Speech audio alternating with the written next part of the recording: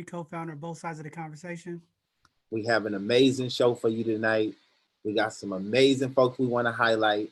We got some gems that we've been trying to get for a while to come on, man. You know, these gems is the ones that stay hidden, man. You know, they just do the work, right? These the ones that just do the work. We all know about them. We know the work that they do, but they don't, you really don't see them in public settings and really promoting themselves like that, right? The work kind of like speak for itself.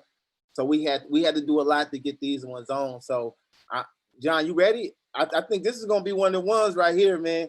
Yeah, this is gonna be one of the shows, man. We on here with Stank, man. You know what that is. No, Let's do right. it. So I guess we can get right into it. Let's go. Let's do it. So first we're gonna start off. We got an amazing young lady who's been doing some amazing work. Her name is Tania Hercules. She's right now in a whole different time zone than us, so we definitely want to be sure we got her on first. John, did you have anything? Man, I just want to say, just grateful to have this sister on here, the work she's doing, starting her firm, helping people that's been incarcerated, partner records. We know in certain parts of the United States, people can't vote once they become released or once they're incarcerated. So just trying to move forward. The work she do is very impactful, important for the Black and Brown community, and definitely just can't wait to hear more about what she has going on and how she's helping people in the community. So I guess without further ado, you know what I mean, Miss Tiana, you can tell us all the amazing stuff that you got going on. You know, before you get done, please tell people how they can get in contact with you if they need support or whatever. So without further ado, Miss Tiana Hercules. Thank you. Thank you so much, Rico and John and everybody, Asia, for having me on tonight. As you know, it's 10 o'clock my time over here in Connecticut, but I'm rocking with you guys. But yeah, I'm really, really excited and honored to speak a little bit about something that is a true passion of mine, which is criminal justice reform, specifically as it pertains to Black and Brown people. So I'll just talk a little bit about what I do in my day job. I'm a criminal defense attorney and I work for the public defender's office here in Connecticut in a little town called New Britain.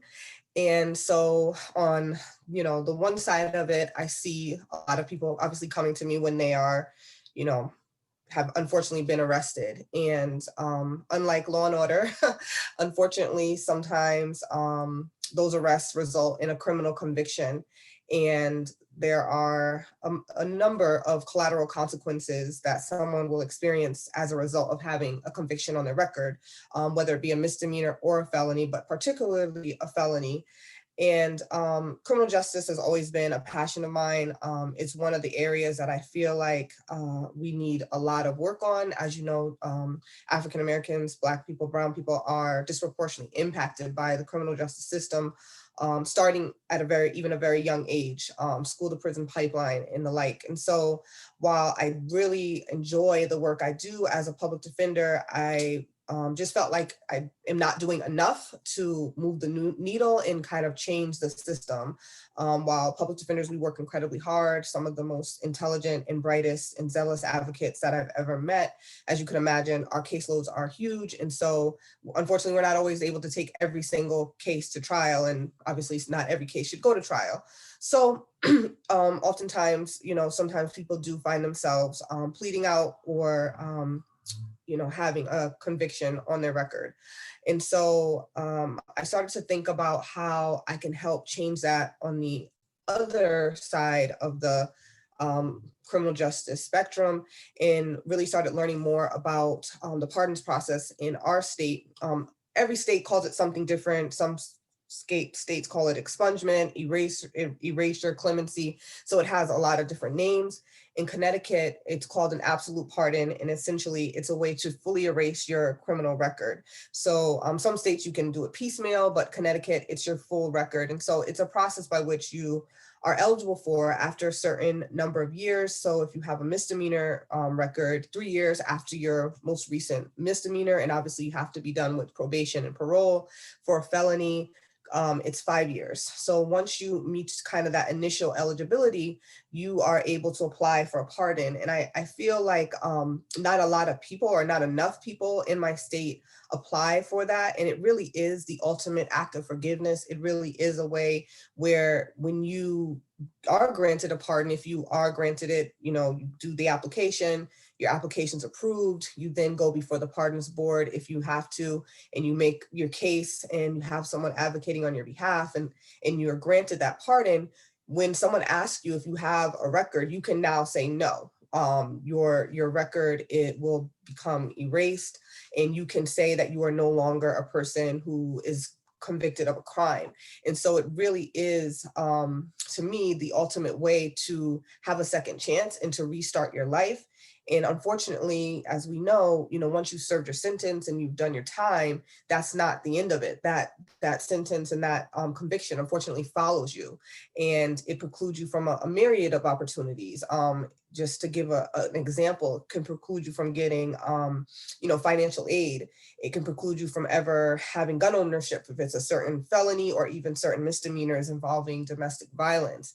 It can preclude you from, obviously, employment opportunities, which can have significant economic impact throughout your life, housing opportunities as well. So there's even certain business licenses. I think certain licenses in our state, if you have a record, you can't run that business. So even if you say, okay, maybe I can't get a job, but I can start my own business, depending on what it is, you won't even be able to do that. So a pardon, an absolute pardon, is really a great opportunity. Although the process is not so easy, it is a daunting and tedious process, and that's where my practice comes in. So I started the pardon firm as a way to help individuals through this process, because it can be an overwhelming process, but the benefits are just so great that I just want more people to take advantage of this opportunity. And so what we do at the pardon firm is we help with all three kind of steps of the pardon application: getting all your documents ready, assisting you with the essays, helping you get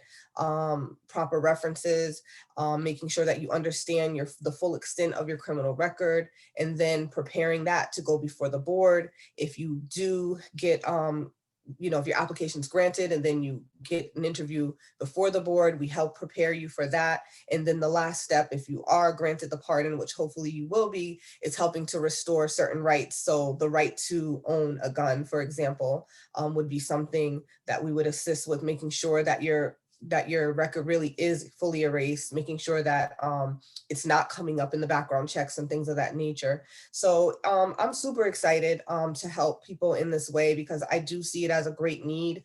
And again, it's something that's very much underutilized. A good friend of mine, he recently wrote and authored an article in the Times Union, and essentially 20 million people in the United States have a felony record.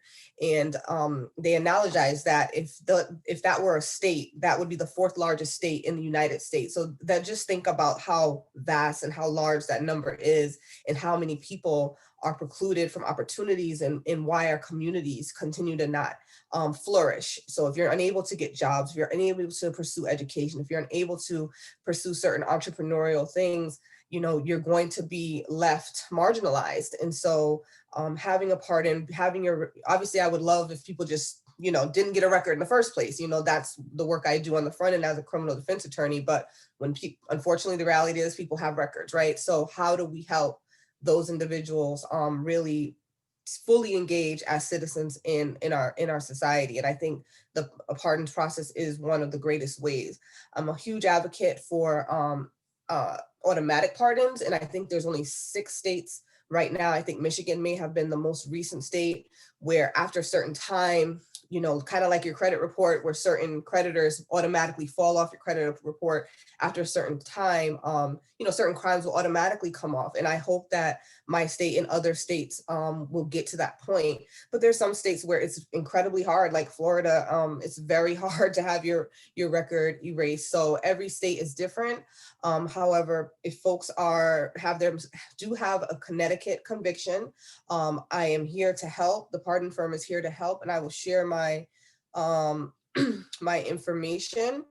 There are several states that are similar to Connecticut. Their process is similar. So essentially, if you call the pardon firm or you email me, go onto our website, we do kind of an eligibility check to see if you're eligible and kind of go into detail once you determine that you're eligible. My prices are very affordable, I think, compared to most attorneys. Most attorneys charge upwards between $2,500 to $3,000, which obviously the people that I'm trying to help don't have that kind of money, because if they did, it would be a different story. And so I charge $600 for the process. And, I stand behind the work that I do for people. And so I'm hoping to, my goal between now and this time next year is to have helped 100 people get a pardon. So if you find yourself with a conviction out of the state of Connecticut, definitely give us a call. Even if you're not in Connecticut, give us a call and we may be able to help point you in direction of other resources. If your pardon process is similar enough to ours where we can assist, then we may be able to help in that regard too. So I'm at hello@thepardonfirm.com. 888-437-5290 is the number, and thepardonfirm.com is our website. So that's just a little bit about me and the Pardon Firm. And like I said, we're here to help people access opportunity and access a second chance. So again, thank you guys for having me on. And I look forward to joining for the education process where I talk a little bit more about the collateral consequences of a criminal record.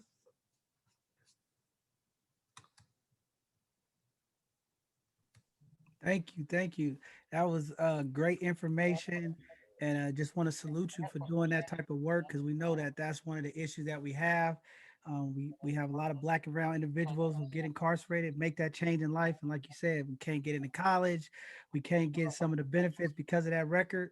So just thank you for doing the work that you're doing, even though you're in the Midwest or wherever they consider Connecticut, East Coast.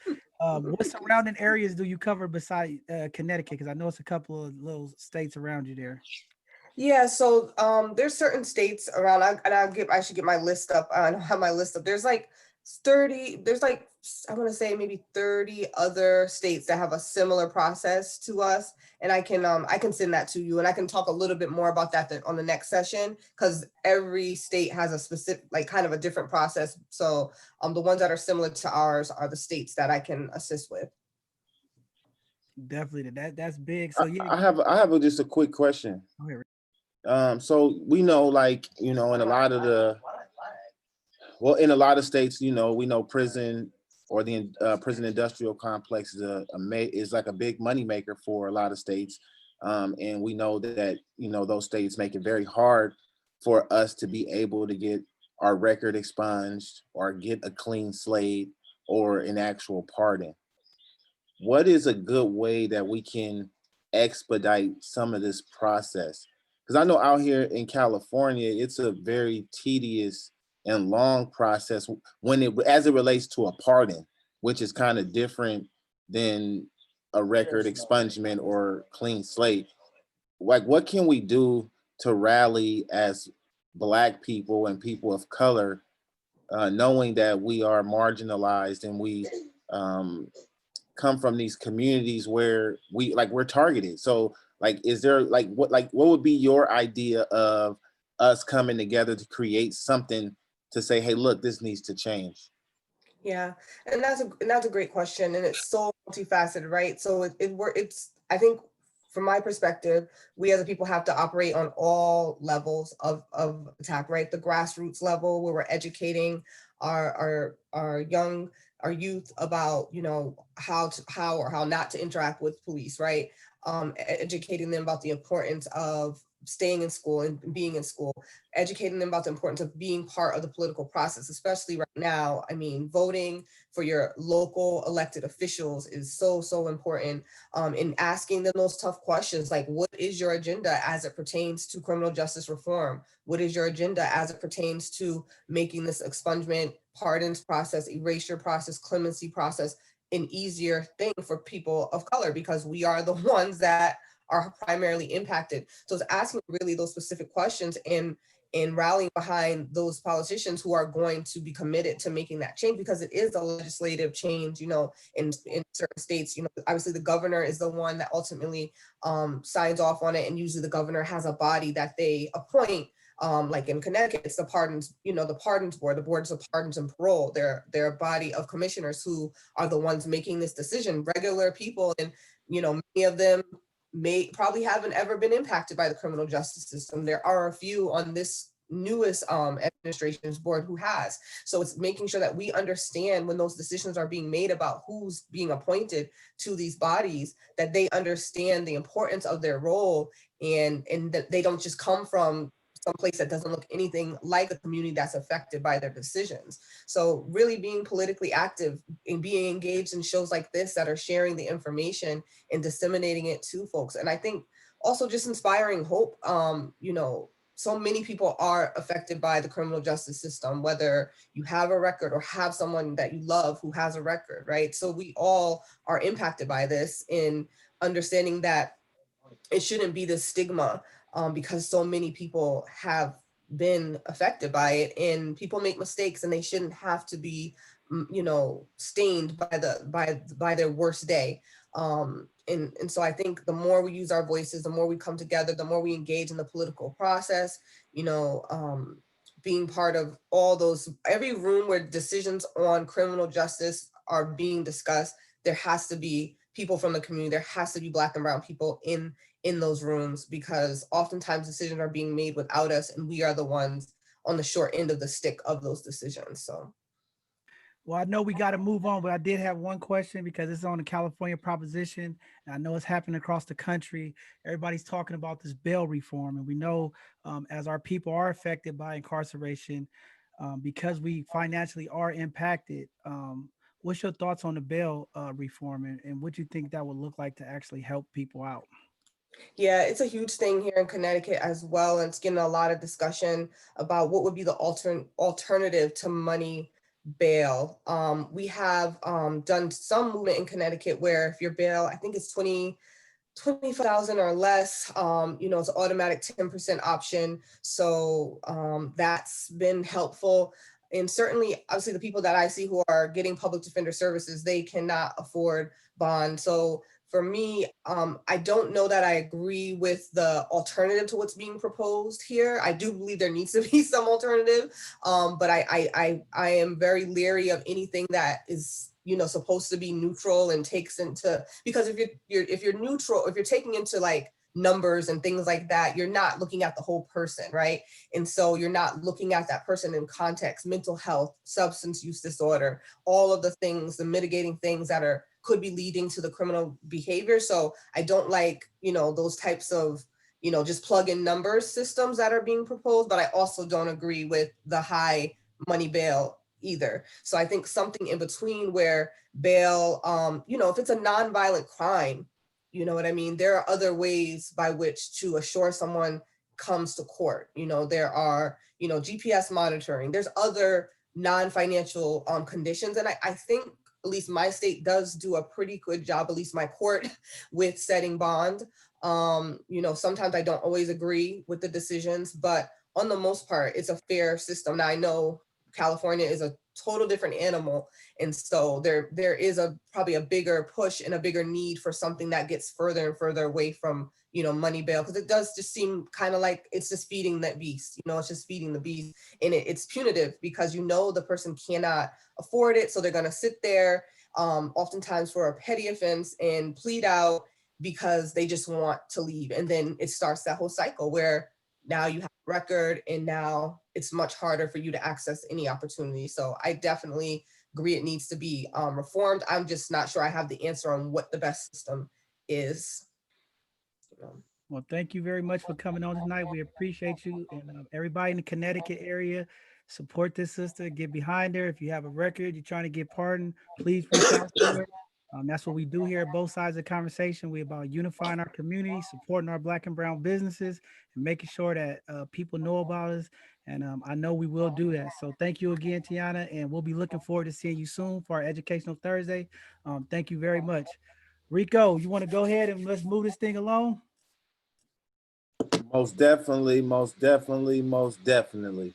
So now we're gonna hit up. You want to do our business, or are we gonna go right Yeah, on let's to? let's go with the business real quick because we're gonna have fun with Uncle Stank them. But Hey, let's go so on and let's hit the business. can we Eh, ask Tiana a question though? Can I Go ask her? ahead, go Yeah, ahead. You go want ahead, to go go ahead, ahead, yo. go My ahead, Stank. question, I was just wondering because I'm fascinated with this realm.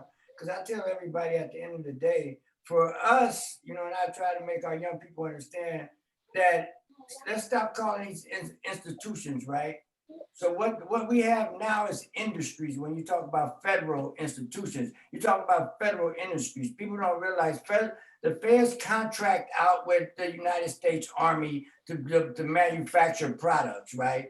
If you look at the history of the federal institutions in California, right, we when in the 80s, early 90s, we only had like three. Now I think we have about 16 because what they did was they start using the RICO Act that came from the East Coast and they moved it up to California. And this is where a whole lot of, I mean, that's a whole long conversation we can have. And I love the work you do. But what happens is that, what they did was like when you end up in a federal institution and, the RICO Act was actually made for like, the John Gotti's and all them. But once the crack law went into effect, they actually moved all of them out of the level 4 institutions and gave them opportunity to go to low level camps where they were living on an army base, right? And because their way of thinking was that what we're gonna get now is your average corner crack dealer, right? So at the end of the day, what happened was that's what they ended up getting. So it was so common to see a young person in their 20 years old doing 30 years for 5 rocks, right? And it's just only because he went across that highway. So my question to you was, I just wanted to know, was the laws for expungement the same with the federal institutions, with federal, because when you get out, you're on federal probation, instead of when you get out of a state institution, you're on parole. So was the laws the same? Are the laws the same when you're trying to get them expunged and all that? So yeah, you know exactly where I'm going, Tiana. Yeah, so unfortunately, what you're referring to is the sentencing disparities between crack and cocaine and how that has really ravished communities of color, particularly on the West Coast. We've seen it somewhat, on the East Coast, but not, I don't think as drastically as you all have seen it in California, especially. So with the federal system, that is the president. So in each state, when you're convicted of a state crime, you go to your governor, and the governor again has this body that usually is making that decision about a pardon or a parole or clemency or something to that nature. But at the federal level, only person who can do that is the president. And so that's that on that for now. We'll see how that changes if we get a new president, God willing. But yeah, that is a very different animal, a much different process, a much more That's unlikely. what I was thinking when you said pardon, right? I knew that you could not get pardoned, on so many cases because you have to get pardoned from the president, which I had a couple of people that I knew that ended up getting pardoned from that piece, right? But I mean, I would love to have some conversation with you about, this whole thing. Like this is like where like for me it's just like we get so caught up in that like you said, that pipeline to prison, and people don't even realize the magnitude and the money that these institutions bring in, right? So we talking about jet starter cables, we talking about they create, they rebuild Hummers for the Army. General Motors is trying to get up in there, so they're an industry, right? And they're so under the radar and so low kept, right? So I would love to have a conversation. I would love this carried on. I'm not gonna take up everybody's time, so I'm gonna just back up a little bit. And hopefully we have some conversation. I'm gonna reach out to you. I'm gonna back up a little bit and let somebody else get on the mic. So All right, well, we're gonna move along. Uncle Stank always got good conversation, and definitely we're gonna keep this thing going. So now we're going to introduce. This is exciting for me, because one thing at both sides of the conversation, we always about supporting our businesses, supporting our young people. We have our mentoring program. We always inspiring our young people to be entrepreneurs, to find other ways to make resources without being just a worker bee. And here we are tonight with a business owner here, 11 years old, Maziah Hamilton. She is the owner, the founder, the boss of Glitter Kisses Cosmetics. And I told her, I reached out to Rico today, and I told her, I said, Rico, before I spend any money with her, I got a bag for her.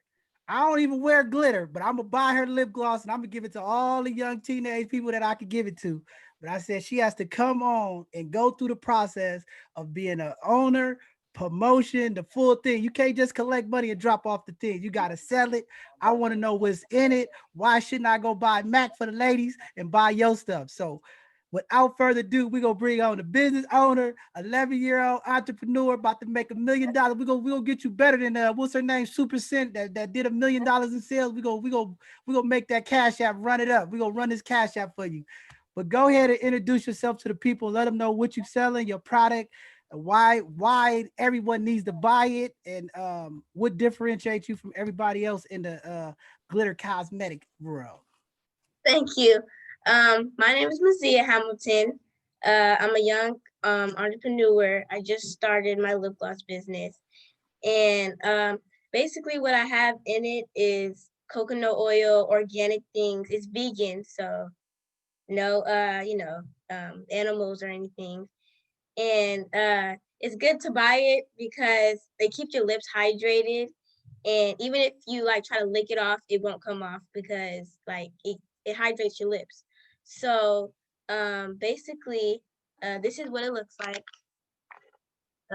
This is, here, I'm gonna show you guys.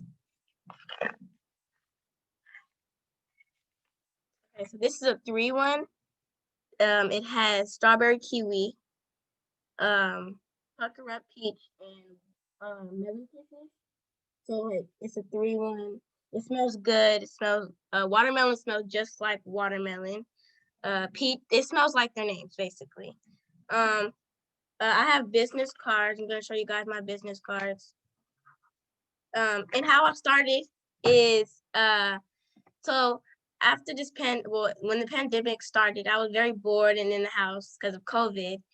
And I was like, I'm a very creative person. Like I'm actress, I do dancing, get it from my father. And I do a lot of stuff. So I want to do a lot of hands-on things. So I looked up things that you can do, and I seen lip gloss business, and people get a lot of money from it.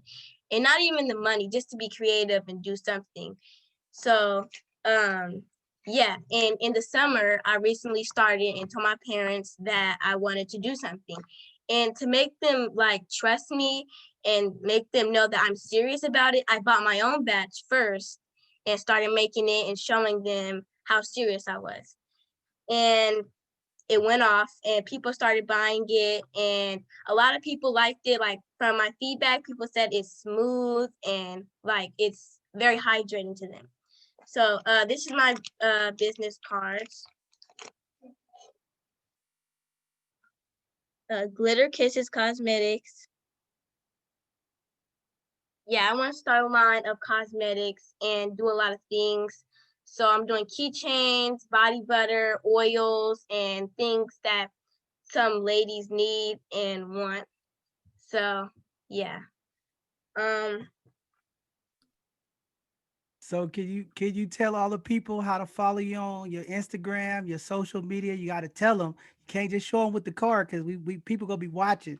So we probably gonna have, when this is all said and done, we have about 1,700 people in our group with all of the videos being shared. You might get 2,000-3,000 people, but I'm gonna hype you up because we have all these people out here. We have a 75% women in our group, and we always support everybody else. So we're gonna make sure that all the women in our group make sure that they buy some for you, and we're gonna make sure we run those numbers up because we have to support our young people. This is what this is about, and I have a bag for you. I'm gonna make sure I hook you up real good. Jair, we gonna take care of you. But I want to make sure all the people get behind you. When our young people are doing things in our community, and so many of our young people doing the wrong thing. When we have our young people doing the right thing, we have to get behind them and support them. So we gonna keep highlighting your business. We'll keep promoting it, and I'm gonna make sure all my people at work, all the ladies at the work, I'm just gonna buy a whole bunch and just give it to them, and then I'm gonna put your card on there with them and make sure that they buy it. Okay, we're gonna keep promoting you. So tell everybody how to get a hold of you, how they can follow you, so we can watch your growth, because we like to see our young people develop and evolve into these successful business people. And so go ahead and give everybody your social media, how to follow you, how to get a hold of you. Tell them verbally. Okay, so how you can follow me is go on Instagram and just look up glitter_kisses_cosmetics. You will see my page. You can follow me. And how you can order them is order by DM. And some people may not have Instagram, so you can call me. It's on my business card. And yeah. Oh, and I'm working on a website. So you can just order, because some people don't like to order by DM. So I'm gonna make up a website and have a whole line. And I'm not just doing this just to get money and all of that. I'm doing it to inspire the young girls to do something active instead of just on the phone, on TikTok, on Instagram. Just be active. And how I started to do this, and I got it from my mom, my dad. And Magic Zone is one of the programs that helped me be creative. They tell me to be creative, like just go far in life. So that's why I wanted to start this business too. And yeah, so You didn't give your number. my number is 415-316-3149. One more time, 415-316-3149. Now, do you Okay. take Cash App? Do you take Yes, I take Cash you App, got Venmo? Zelle. No, I You take got Cash App. PayPal? Yeah, I take Cash App, Zelle, and cash All right, for now. you go see a nice bag from John Henry coming your way. Just watch out. Okay, and um, so I have a shirt that says "Girls Can." So any girl can do what they want and be inspired to do anything. All the young Black girls. So yeah. All right, that's what I'm talking about. Good job, young lady. I'm proud of you. Thank I'm you. proud of your mom and your dad. You young people are doing some amazing thing in these tough times, and definitely everybody out there, get behind this young sister, support her. We spend money at Starbucks. We spend money for every little thing. Everybody buying Birkin bags now, I guess too. So let's go ahead and spend some of this money to support our young people. I think this will be a great thing for her to help her keep her spirits up as a businesswoman, because that's what we need to see in the Black and brown community: more young ladies and more young males running their own business, being bosses, and supporting them. That's what we about here at both sides of the conversation: supporting Black and brown business, supporting the community, keeping us unified, and spending our dollars with each other. So Rico, you wanted to say anything else? I know you're a proud dad. I mean, this is like the highlight moment. Hey yo, hey yo, hey yo, the apple don't fall too far from the tree. That's all I can say. Like, and not even, trying to boast, is just, you reap what you sow. So, with the help of Magic Zone, her mom, and all the different people that's around her, sowing and planting the different seeds in her, I'm just happy to see it come out. Like, she know I'm the type of father that's like a Uncle Stank type, or a James type person, where you got to show me. You know what I mean? Like that's just how I am. You got to show me that you want it. I don't want to waste no money. I don't want to do none of that. You got to show me. So in her spending her own money and getting it going on her own, and been doing it for 3 months, and like she really showing me, I say, you know what? I'm more than willing to invest and make a big investment for you after seeing that. So, and then like listen to how she talked. Like this is how she talked to me. Like, like she talks to me, and I know she get a lot of this stuff because she hear me talking about change, and I'm on the show. She always saying, we're John Henry. So, so she know, and she hear us talking, and always about positive stuff. Her mom engaged in a lot of positivity. She's around Uncle Stank a lot, at the program. So, so it's always coming in her ears, positivity. So, all she can produce now is positive energy, and be successful, so long as she tap into what's being given to her. So I'm proud. I'm always going to be, a proud papa. So, my baby know I love her. So, You know, great job, baby. Great job. You made Poppy proud. Thank you, Dad. Thank you guys for having me. I want to mention one more time, all of my lip gloss are organic, vegan, and natural. They're not like some people put bad things into lip gloss just to get money, but this is organic, vegan, and natural. So thank you guys. All right, bye, Thank baby. you very much. Go ahead, Rico. You want to bring in our next guest? Yes, yes, yes, yes. This next person I've been knowing for a while now. I remember the first time I met him, it was around some re-entry stuff that was going on. I think we were in a couple meetings together, and then I heard him speaking. I'm like, dang, who's this brother, man? Like, I couldn't figure out who he was. Um, Even though he had been around, I think during that time I was kind of new to the work. And I always just remembered him because he was always talking about positive stuff and always relaying everything back to the black experience. Even though he was navigating in city government, like, you know, I had never at that time heard a black person um, talk about certain things, but then also related to, you know, issues that's happening within the community to make sure that individuals understand, you know, whatever's being created, we still have to think about this is what's going on in the community. So, you know, my good brother, you know, that, you know, we now live in the same community. So I would say that we from the same hood.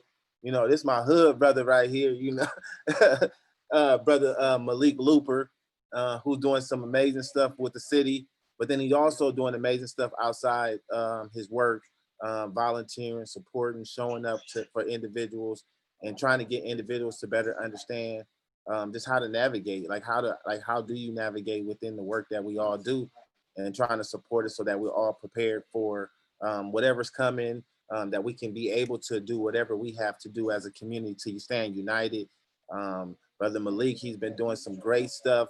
Far as let me read this one part from the bio if it's okay, because I really like this part because I didn't even know this, Malik. You didn't even tell me this.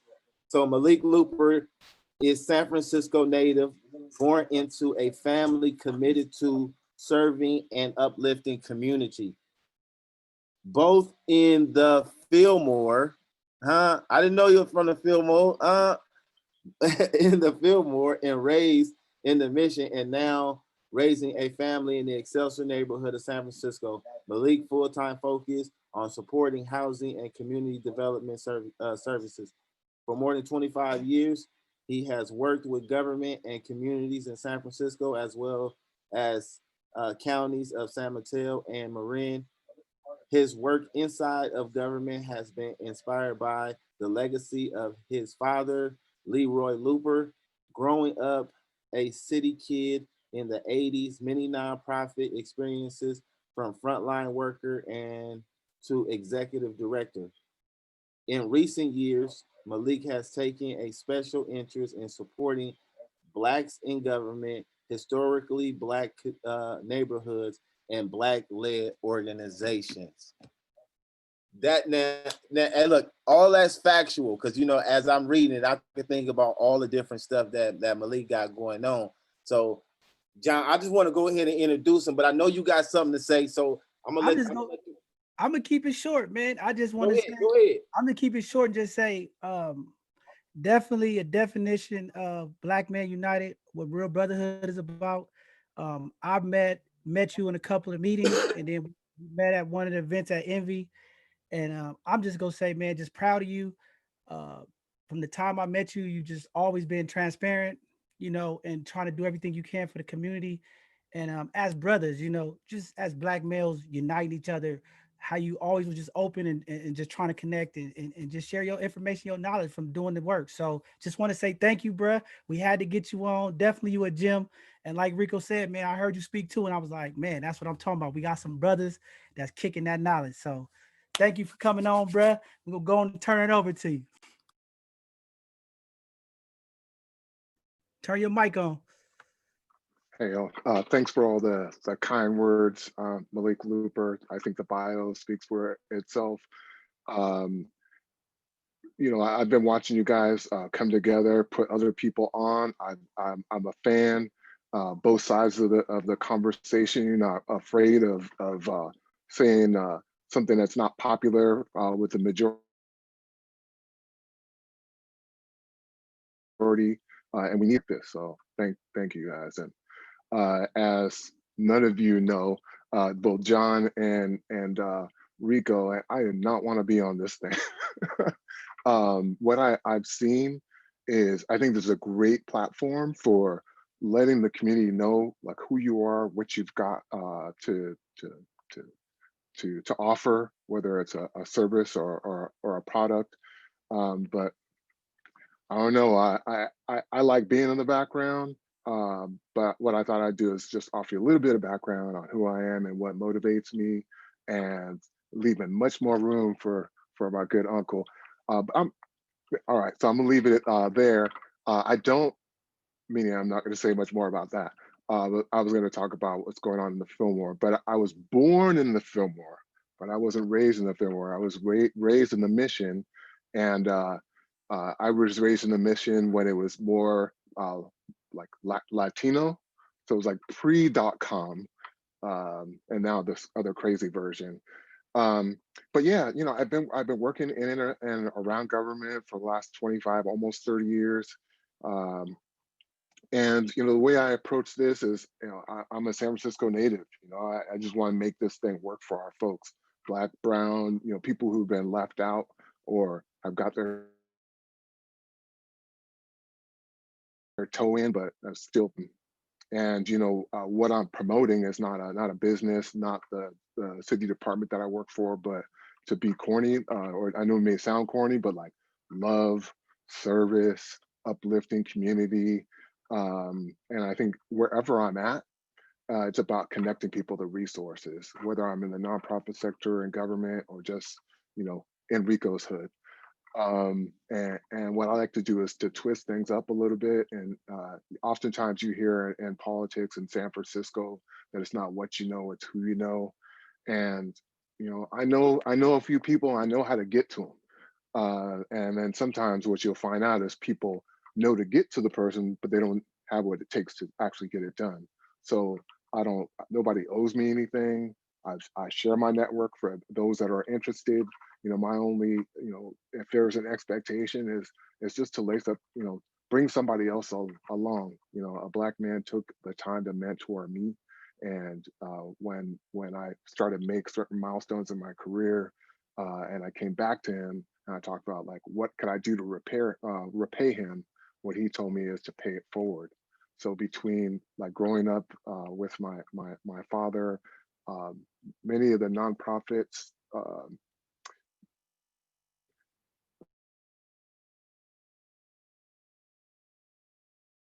I'm feeling old. Collective Impact and Magic Zone. When I was a kid, Lefty Gordon at when it was Ella Hill Hutch.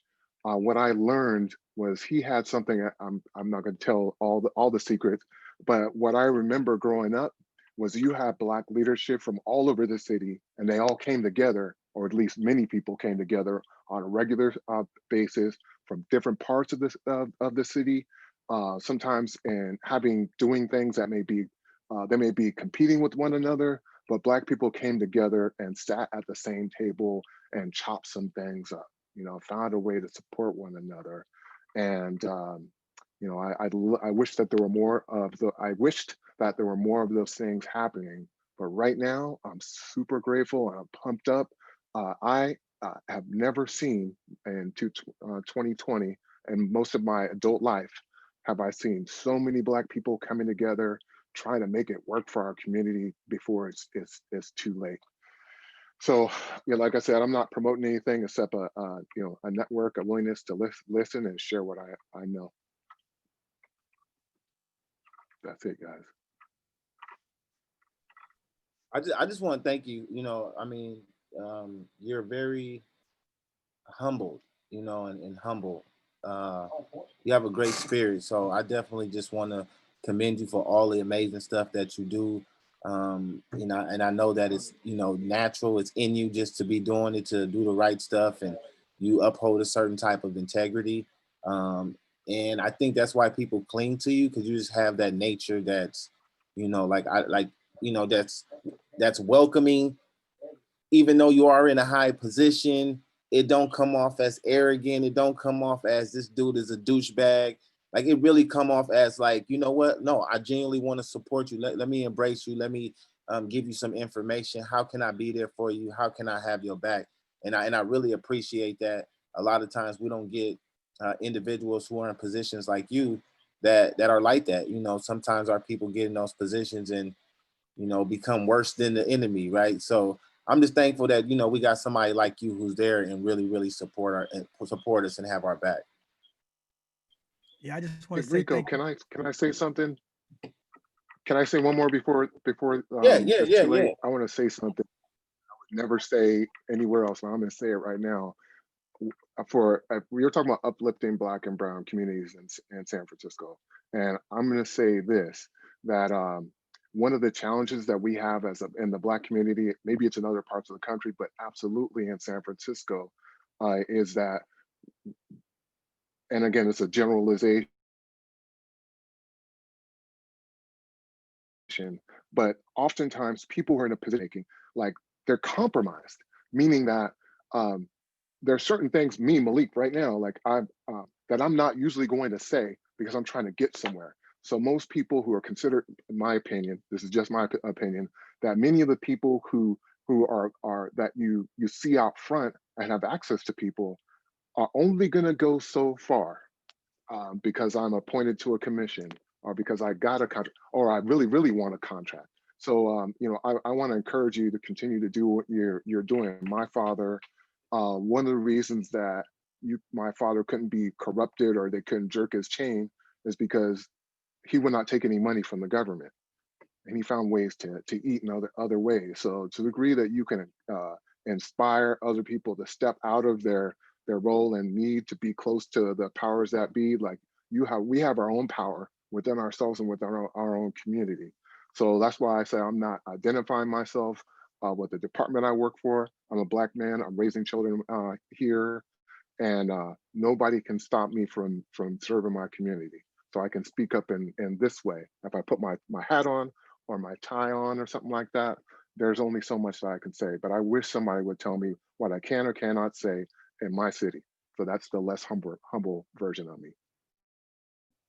Hey man, that's deep. Right on, man. You know what I'm saying? You got me fired up over here. But definitely this is what this hidden gem show is about. Most people that come on here, we know they don't want to be highlighted because we the things we do, we just do it from the heart, from the community. But we also realize, with this COVID, with all the tragedies and all the things that's going on, we need to give our flowers to our people. We need to big up our brothers and sisters and let them know we see you, we love you, and we just got to give them that positive energy so they can keep going. So thank you for all the stuff you're doing, brother. Keep doing you. Keep supporting the Black and Brown community like you have been, and keep passing that information on. So thank you for coming on. All right, Reek. Let's All last but not least, you gotta save the best for last, baby. right. All right. So hey yo, we got a legend, the myth, the man, the legend, right? San Francisco native. I would say, definitely born and raised in Fillmore, but he definitely don't have no geographical hangups. He come from an era where, he most likely wherever they laid their hat, that was their home, and they could be and roam anywhere as free as they wanted, so long as they were solid and that they was true to whatever they was doing. I've been wanting to get Stank on here for so long because he really, really does the work. I've seen him do the work for many, many years without getting paid. The hardest worker where we was working at, and like putting in so much work. And I'm just in my head like the whole time, like, how the hell does he do that? Like, how does he show up to it, like from a 9 to 5 to come do a 9 to 5, like without getting paid? Like, and I could never understand it, but I think through my development and through, the more and more of listening to you, Uncle Stank, and listening to your guidance and watching you, I think that I better understand it. Like when you have a calling and this is the work that you do, it ain't even about the money. It's really just about the end product and the results that you get. Because I know with Maziah, my daughter, talking, like that's part of your results right there, right? That's part of, you know, all the times you come in for free and you doing and cleaning up the space, or you doing some facility stuff, or you giving a lecture to somebody. Like, that's the product that you was creating the whole entire time. So, and even with me, because you've been my mentor for many, many, many years also, and I watch you, and I like your attitude though, because you have a no nonsense type attitude. I wish more people could be like that. I wish I can, you know, take on a little bit of that. It's hard for me at times, but I'm thankful for you, and I love you with all my heart for all the amazing stuff that you do in the community, the young people and the lives that you save, the mothers that you support, the mothers that you don't even know when you give money to, and you give them support and have their back.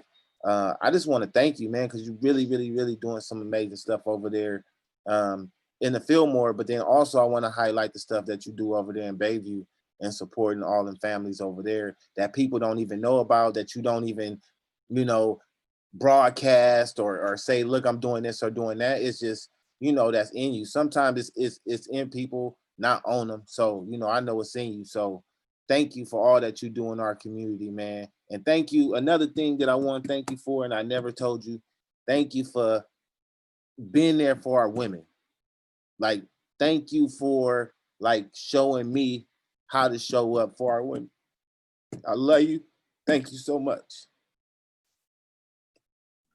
Hey, I'm gonna go and just turn over. There's nothing else for me to say, Unc. I'm just gonna say the quote that you gave me was the best of the meeting. I knew who you was. I heard about you, and I know you didn't formally meet me, but I knew what you said. But when you said when I was talking on the meeting, you said, "Don't worry about what everybody else doing. Just do what you do and do it at the best." So that's my quote from.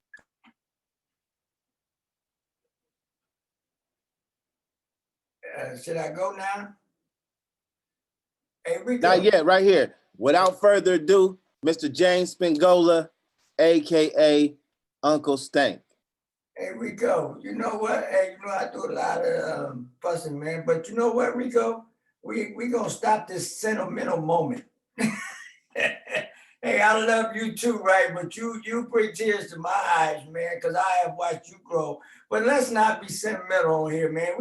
This gonna be like some both sides of the conversation. I guess you can get sentimental at some point, man.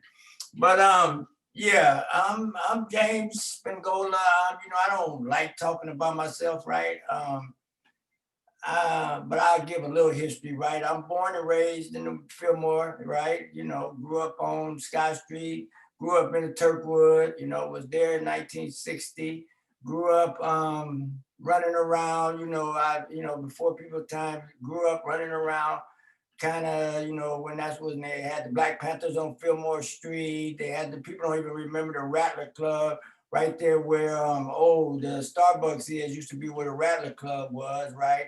And I heard Malik said his dad had a hotel down there, and I remember all that, right? So it was my time, like growing up in the Fillmore, man. It was like, you know, I think about it today too, right? And it was community, man. It was community all over, right? My mom worked two jobs, right? So I used to tell everybody, I used to sneak out when she go to her 8 o'clock job, right?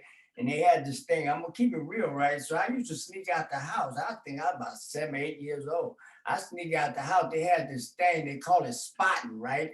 Yeah, I mean, you spotted for the women that was outside, right? So, you know, you go down on the corner, but they were just basically, you're looking for the police to come out, right? So you spotting. So I was spotting for the women that was outside, right? So what I did was, as soon as I got down there, they would see me coming, knew I ain't got no business outside this late. They hurry up and give me $2, $3 and send my little butt back home, right? They like, get your little butt out. You ain't got no business outside. We know you ain't got no, get on out of here. But yeah, so for me, man, taking care of community and being in community, man, it's just like I said, I don't like to talk about it. I got a whole lot of history down in San Francisco, period, right? So just I don't know. People always ask me how I do it, and Rico's right? I came home about 18 years ago, right? And I just knew I was done, man. Last time anybody who did any I was incarcerated for a long while, right? That's why, Tiana, I knew about what was going on in the federal institutions because I was incarcerated for a long time, and I knew, I knew I was done. I knew it was over with then, right? I just knew that this is not for me because I'm just gonna keep it kind of funny in the process, right? Hey, God didn't make me to be around men 24 hours a day, 7 days a week, 365 days a year, right? I need that. I needed that the essence of a woman around me, right? So I used to sit around, me and my partner sit around, man. I like, man, just get away from myself. I don't have this conversation. I just don't like being around y'all like this. This is not what God made me for, right? So I just was kind of like, I'm done, man. And I had babies, man, when I left too, right? So in the process of having them babies, right, when I came home, they was grown, and it killed me, right? And what really got to me was, being locked up for as long as I was that, when people would come get me and holler about Stank, you got a little homeboy here, he looking for you. And I'd be like, send him over, man, whatever. But at the end of the day, I'd be like, man, I don't know you. Who are you? He said, my dad told me to come find you, man. I said, oh, wow, man. Like that was, like, it'd be heartbreaking, you know what I mean? Because I grew up with your dad. I know I'm in the wrong place, man. If I grew up with your dad, right? This is not my space, man. So I would tell him, like, at the end of the day, I can get you through this, man. But this is just the beginning of how, how life begins, right? But I'm gonna do my best to get you through this. But I get out and everybody talk about it. I'm down at Ellie Hill, so I'm executive director down at Ellie Hill. And the work I do now is I'm not one of the people that came home saying, okay, I'm gonna go work with a bunch of young people. I'm gonna do all this stuff. That wasn't me. I mean, I came home. I had 2-3 jobs. I wanted to work. So I have this saying that I tell everybody, Tiana. So this is something that you tell everybody that comes home and get into re-entry, right? So I'm gonna drop some gems on y'all. So y'all better be writing this stuff down because it's only gonna come out sometime, right? Hey, look, so I tell everybody who comes see me. I just met a dude the other day. He just did 30 years. He came home, he came by to see me. But I always tell everybody, like, these are your crucial months, man. Your first 6 months is always your crucial months enter into society, right? It always determines where you're gonna end up in a year.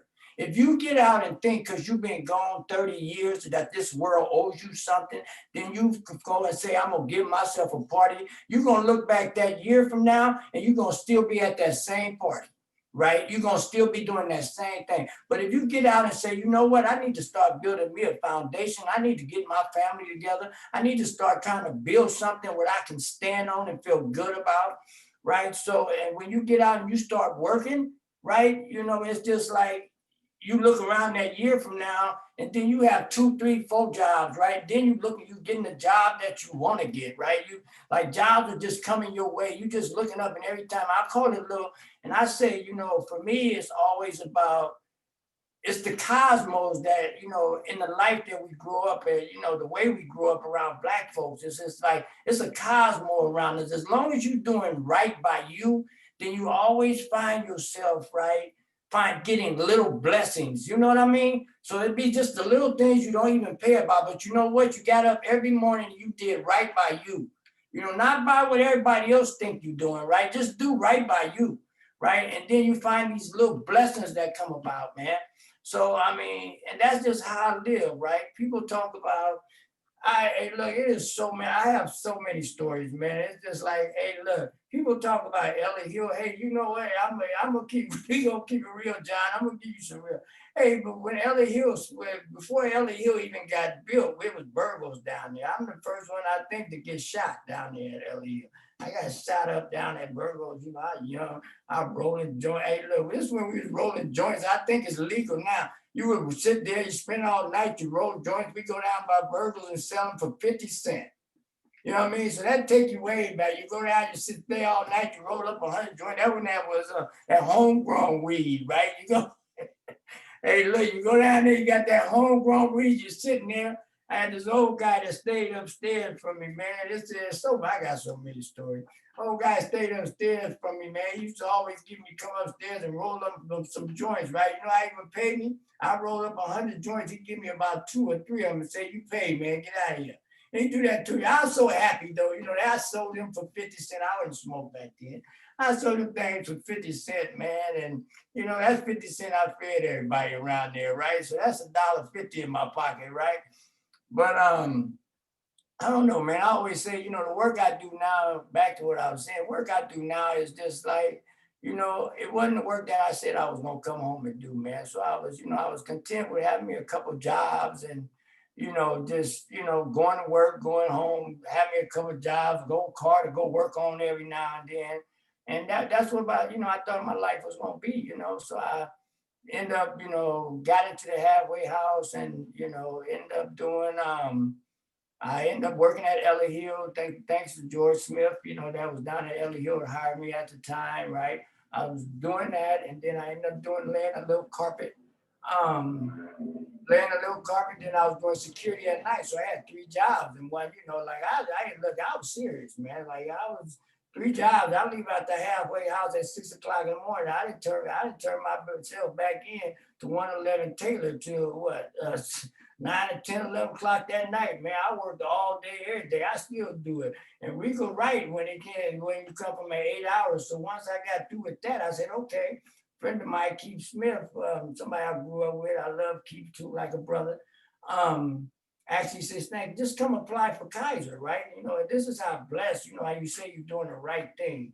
So I went and applied for Kaiser. And Tiana, this is why, you know, I know that, you know, does when they say expungable records, you know, like we so caught up in our mental thing about expungement. I never thought it really, I never thought your record really went away. It always, every time they read it, it showed up.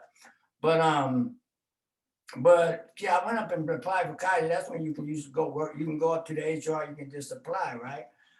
So I went and applied for Kaiser, and you know, in the process of applying, I was in the HR, and this little sister was in there, and she was like, "Okay, you know, like you said, you never been, you got on here, do you know, on the paper they said, have you ever been arrested for a felony?" And I was like, I put on there, no, you know. So the little sister seen me finna walk out the door. She said, "Hey, James, can you go back here?" I said, "Well," she said, "You've been arrested for a felony. I know you." I said, "Yeah, I have been, but why would I put it on the paper?" She said, "Just put it on there." She said, "When the guy gets you in there and he asks you a question about it, then he said, you explain to him why you was arrested for a felony. But don't let him come back a year or 2 from now saying, hey, you know, you lied on your application." So, I mean, make a long story short, I ended up starting to work for Kaiser. I just had back surgery. I was going to Kaiser at 5 in the morning, getting off at 1. Then I would go to Ellie Hill from 1 o'clock to 10 o'clock, 12 o'clock, at 11 o'clock at night. So, I mean, I did that for about 15 years. I just retired from Kaiser a few months ago because I had back surgery. I had to do a medical retirement. But like I said, the work I do now, man, I just do it because I don't know, man. It's just, I guess, you know, I guess it was my calling. I just don't know, you know. And I love taking care of Black folks, and I just, like I tell Malik all the time, like I just like taking care of my people. I've been, you know, even when I was in the life, right, I took care of my people, right? I had 2, 3 houses doing a whole bunch of illegal stuff, right? But I would have 4, 5 people living up in there, making sure they ate and everything else. Had families down the street I took care of. So I've been taking care of people all my life. So I mean, it's just who I am, man. I don't know. I mean, you guys, you know, and I don't like talking about me because, you know, hey, let's go to some questions or some shit. So Uncle Steak, I'm not laughing at you. I'm sitting here looking in the comments, and it is crazy up here. Yeah. Girl David said, "Don't tell it all, Steak. Don't tell it all." They said you owe him a muffler. This is hilarious over here. So I'm just looking at the comments. I'm not laughing at you. Hey, look, I said, yeah, let's go to some questions. I ain't gonna tell it all, though. I ain't gonna never tell it all. Hey, but so anyway, talk about Ellie Hill. So when they built Ellie Hill, I always tell everybody, you know, people talk about, hey, you know, they come in Ellie Hill now, and they say, hey, you know what, this shit, I built Ellie Hill. I say, well, I was the reason they built Ellie Hill. Because I was that little boy that was standing over there that when Miss Hill came outside, she would say, hey, baby, what you gonna do? Is this what you gonna do? You gonna hang out on this rail all day? Like, don't hang out on this rail. So, you know, it was like, let me find something for y'all to do. And there was a bunch of us out there. So at the end of the day, man, I don't know. It's funny that I'm here and I'm doing this work today. So I mean, you know, I am blessed in so many ways. And I'm telling you, I just get up and do right by me on the daily. Yeah, and thank you for dropping those, Jim, about the job situation, because you know I've been on some HR hiring boards, man, and had brothers that was in and was like, why did you allow your application? Like I always tell brother, I know it's embarrassing because we just think we ain't gonna get that opportunity. Right. But we've had some great brothers come in for great applicants, got the skills, could do the job, and then they just that record get them. It's like just tell them, like they not tripping, but as soon as you lie, they like, well, we can't trust you because if you go lie on your application, what else you gonna lie about? Gotta let you go. So I'm just glad you told people that. I hope more of our young Black and brown brothers, you know, reach out to a lawyer like Tiana, and she gonna come on and teach us how to reach out, get our expunged records as well. But just be honest and open, man, because you never know the second chance or the opportunity you may get. So just thank you for saying that so people can hear that out there, because a lot of people go to these job applications and they lie, get the job, and then they run the background and boom, gotta let you go. So thanks for saying that. Go ahead. Yes, sir. No, I just want, I mean, again, like I get emotional behind it because Uncle Stank has definitely been like, you know, I didn't have no pops, you know what I'm saying? So, you know, he been like that figure to me, an uncle, a father, a friend, genuine, never tell me nothing, no lies. You know, his heart is genuine. He's 100. He's true. So I get emotional behind it because he's been a part of my whole development and my process. Because I went to prison and I model a lot of the stuff that I do after his life, and he was that guidance for me, you know, until I was able to fly off on my own. So thank you again, Uncle Stank. I do have one question though, because I always got to give both sides of the conversation. So I wanted to ask you in this moment that we're in, what type of encouragement would you give to young brothers who might be watching on Facebook, who might um, have just gotten out of jail, or who's going through something right now? Like, what would you tell them to inspire them to, you know, to get involved or to get employment? Like what would you tell them right now? Someone who just now getting out and they watching this, they got their first phone, and our first friend is both sides of the conversation. Hey, What would you tell them young people out there? I just did. You know, we just did that repass. I was just standing out there talking to some little dudes the other day, right? And I was talking to a little brother. And hey, you know what, man? And I'm gonna tell you, I've been running this line for the last few years, right? And I'm telling them now, right? Like, hey, man, you know what? It's cool right now. This is the new thing. It's cool to be a square, man. It's hip to be square now. It's hip to be square. It's hip to be different. It's hip to be that dude that's standing on the side when everybody else is standing over there, all, you know, shooting dice or ganged up or kicking it and doing that. And you standing over there, you got a book, or you thinking about where you trying to get away from them or whatever. It is hip to be square now, man. This is like, for me, and I was just telling him, like when I walk up and on the block, and I see a bunch of people standing around, they all look the same to me now. But when I see that one little person that's standing down there, and he might be doing something, you know, just something constructive, you know, and he's alone and he by himself, man, that's the person I see, right? And that's the person that a lot of other people see too. So it's hip to be square, man. And it's like you don't have to fit in no more, because the consequences, and this is something else too. I was just telling my son this the other day, right? I mean, at the end of the day, man, you know, it's just like I had the luxury of, when I growing up, right? I had the luxury of making mistakes, right? So like young people today, you don't have that luxury no more. Because one little mistake you make takes your life. And that can be you going to the corner store, hanging out with the wrong people, right? But that one mistake takes your life. And the reason I say I had the luxury, because people wasn't trying to kill me, right? But today, for you young people out there, today people are trying to kill you, Like that, and that stuff is serious, man. It's like there's no coming back. I tell everybody, this is not a video game. Once you pull that trigger, you can't rewind that stuff. That stuff don't come back, don't have a restart on it. Right. So today is about, like you don't have the luxury no more. Like we was coming up in the 60s and the 70s. You don't have that luxury no more. And I know I don't look like the 60s and the 70s. I know I look a little bad. I'm 60 years old. I look good, man. Let's not be playing around here. Hey, look, I look good. I wouldn't, hey, look, don't get it twisted. Hey, I still get on my bike and do 110 miles an hour, y'all. Let's keep that stuff real. Hey, that's my stress reliever. So look, hey, look, I still look good at 60. So no, let's not be playing. But at the end of the day, Rico, it's for real. It's like young people today, it's like you guys don't, it's okay to be different, man, and you don't have the luxury of making mistakes. So you don't get caught up in the foolishness, though, because you can't win. It's no win. It's a no win. And like I was telling Tiana earlier, right? These institutions and these industries now, they're preying on you. You're prey for them. Like you don't even understand. You don't have a clue how much money you mean to them. Because once you get inside an institution, industry, you doing 25, 30 years, yeah, you might get back, right? But it's going to take you 15, 20 years to get back and get until you use up all your remedies. And it's going to be at the end of your last filing that they're going to say, okay, well, you're done. But they just got 20 years out of work from you. So you just done did a whole lot for the government. And, so it's like, it's like we as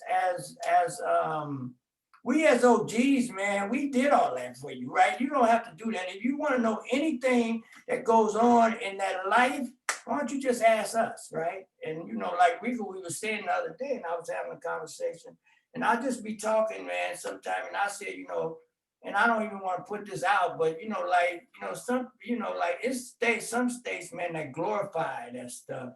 And I was amazed. I was looking at YouTube the other day, and I just got on something. I had to call my son and ask my son. I just don't want to say it on TV, but I had to ask my son. I said, man, do they watch that? And he said, yeah, Dad, that's real. And I was like, man, at 15, 13, and you ain't got 2, 3 bodies, you ain't considered, part of nothing. And that stuff is like, and they rapping that stuff and all that. And that stuff is like, if you look at places now, man, that stuff, like, I pray to God that, like our young people just don't get caught up, because we're not ready for that, man. And see, real talk, man. We just not ready to see our young people thinking that that's the coolest thing in the world is to, take somebody's life, Man, deep. Uncle Steak, all I gotta say is I gotta go back and watch the comments. I gotta share this with you. The comments is going crazy. And they love you, but it's some funny stuff in here. I can't stop looking at it. But definitely, Rico, before we wrap it up, I definitely want to we want to have a both sides of the conversation, young G's and OG conversation on one of our Sunday conversation, Uncle Steak. And I definitely we're gonna put this together. Because I think it's time in our community, especially with all the violence that's going on in Hunters Point, around the Bay Area, just around America anyway. I think it's time. We got enough leaders. We got Nate Ford, we got you, we got some other brothers, Malik. And I think it's time that we need to put this together. And I was going to talk to Rico about it, but because you was just talking, just made me think about, because we do have so many broken homes, so many young men raised by single family moms, and not getting that male perspective, not getting that information. They want to be cool. Ahead of time, I just want to send the invitation out to you, because I think it's time and I think we could do this, Rico, on both sides of the conversation, get the OGs and the young Gs and really have a heart-to-heart conversation. I know when we started, you was talking about being sentimental, but it's also good that our young Black men see us as men emotional and just demasculine and we human, and Rico always, that's my brother, man. Like he get me emotional. He wear the world on his shoulders. He always pushing through thick and thin. And I'm just happy to be on here with all you guys tonight. I think this is gonna be one of the top ones, man. I'm just looking at the comments. And all I thought I heard you call me a crybaby. No, I didn't call you no crybaby. Oh, okay.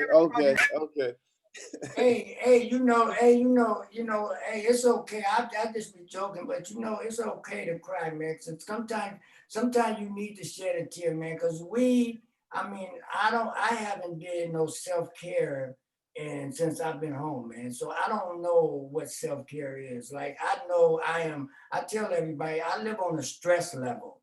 So I don't, like I just need to get away and just kind of break, but I'm scared to because I'm scared that, like for everybody to know, I'm scared that it'll just go wrong. It'll go bad. I'm just like, I don't know. And like you said, you're right, John. We need to have these young people because I do need somebody that's gonna step up and say, hey man, you know what? You ain't got to work that hard no more. You don't need to work like that. I got this, man. I got this. Let me do this. So like I mean, we do need our young people to understand too that hey man, this is our next. This is our history. This is our next generation coming up. You are our next leaders. You are our next change makers, right? You're the ones that have to do this, right? Because especially during this COVID and everything, we wore out, man. I know, like I'm wore out, man. But I push it every day. But I'm gonna tell some truth. I'm wore out. I'm tired, man. I'm tired. It's time for Definitely. you to Look, go up we to gotta Big wrap Bear this up. Cabin. Yeah, he got to go to Yeah. bed. Look, You got to go to Big Bear Cabin up there in Tahoe, man. Go get some self-care, man. You deserve it, for real, for real. Yeah, I know. Look, he well, like, I ain't doing that, man. I got to take care of this stuff. Yeah, I got to. It's too much going on, man. It's like it's just too much going on right now. And I can say this, since when COVID hit, man, it was never questioned that Ellie Hill doors never closed.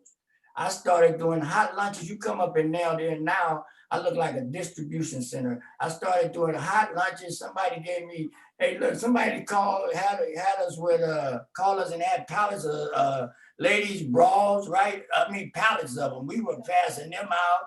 I hey, I just look around me and say, okay, what do I got to give my people? So I got a bunch of books, right? Miss Davis made sure we had all the Black authors in there. And always kudos to the people that do the work, man. So working with Miss Davis through the years, right? Anybody who ever worked with the lady has to know, like that lady put her all in it. And I just want to say this too, man. I have to drop this, John. So everybody, whether you like our mayor politics or not, right? You better believe, because that Black woman sits in that seat, is that we're able to move like we move. I don't care about what you feel about her politics. It don't mean nothing to me, right? But because that Black woman sits in that seat, we better respect that and understand that's why we move. Do you think you'll be over here even having $120 million conversation if that Black woman didn't sit in that seat? So tell some truth about some stuff. Our Black people, I'm able to do what I'm doing, right? Not because I ever asked, don't never want nothing from her, but it's because that Black woman sits in that seat that we are able to do what we do as Black people in Black communities, man. So people should always, like, I be hearing a bunch of stuff. I be like, wow, y'all don't get it. You just don't get it. You don't understand what the big picture is, right? It is so much. I mean, we have to have, if you guys want to have some real conversation about some real stuff sometime, John, we might have to get off the line because everybody know, hey, listen, hey, look, remember when I was coming up, this shit is made to be sold, not told, right? So it's I'm like, saying this. No, I'm serious. This is what we want. Definitely, we want to have a keep it real conversation. no, That's what we need to have one, and we need we to. gotta have it. So you got the invitation. We could bring whoever you want to bring on because it's about, as we said earlier, we have to have the conversation. It's not about tearing. We gotta have a difficult conversation. That's what we're trying to produce here at both sides of the conversation. So Whether it hurts your feeling or not, I mean, like, Can if I we're gonna, suggest one more thing? go yeah, ahead, go ahead, Malik. Go ahead, Malik. Oh, I just want to suggest a good point. Is another thing is around legacy and self-care. That it should never be that we have an Uncle Saint, putting in all this time. Like, we don't want you dropping dead in where you stand, right? It's about like building resiliency, building depth inside your organization, giving people an opportunity to step up and carry some of the the load, especially around this COVID, what we're finding is, or what my observation is, as you have a lot of Black individuals and led organizations standing up, but they're doing so much, right? And the thing I've been hearing is like passing the baton, like that it should not be that one person running themselves into the ground. We need to create a space where people can pick up the baton and run a little bit, so Uncle Stan can like lay his head down for a minute. So as we're talking about, I'm hoping that we can start weaving in conversation around wellness. No, definitely. And one of the things too is, we're grateful to have a Uncle Stank that's willing to pass the torch. One of the things that me and Rico been talking about for a long time is we got to get the elders and the OGs to pass the torch, because some of them won't give it up. And that goes from our pastors in the churches to Oh, yeah. some of our community leaders. At some time, we got to get behind the young people and support them, and not just say, oh, they don't know. And I've been doing this long, right? We got to equip our young people with the information. And that's what me and Rico doing in our mentoring program, trying to get these young people the energy, the motivation, the knowledge that they need, because they got the strength. We getting old and tired, but we got to also be willing to give up the torch. So I'm gonna let Rico go ahead and say the last word, and we'll close out. We know Tiana's on the East Coast. She's a writer. She wrote it out with us through all of this, but we'll definitely have some upcoming conversations about the stuff Uncle Stank talking about. But Rico, go ahead, and then I'll say the last thing, and we can close this thing out. All right. I mean, I just want to commend you and thank you all for coming on both sides of the conversation.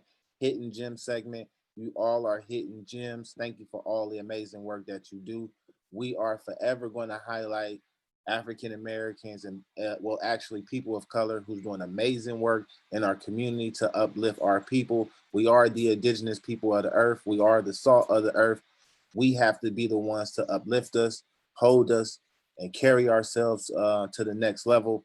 So before we anybody pass away, me and John motto is we gonna give you your roses right now. We ain't waiting for nothing. We're gonna give it to you right now. So thank you for watching both sides of the conversation. John, if you can talk about Thursday segment. Yeah, man. Just want to first thank everybody before we get off. I just want everybody to keep my brother Rico uh, family in your prayers. Keep Rico in your prayers. Keep Jada Curry, our director of programs and repairs.